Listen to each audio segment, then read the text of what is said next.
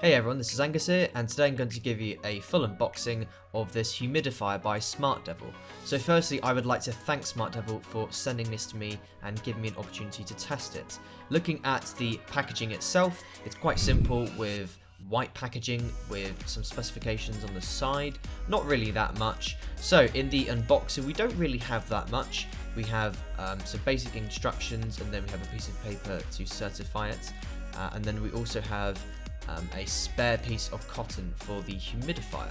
So this humidifier is £16.99 on Amazon, and it comes in two colours, blue and pink, and I have been sent the blue version.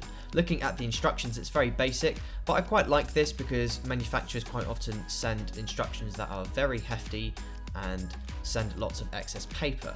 So taking a look at the humidifier itself, I really like the design. It's got a smooth plastic finish, and it also has a lights function. It isn't that bright, but I will show what it's like in the dark. If we screw this open, we'll be able to get to the compartment where you can put in water. So if we screw open the humidifier, we have a micro USB cable, and this is used for power. It didn't include a USB wall adapter, and I kind of wish it did because it does require one.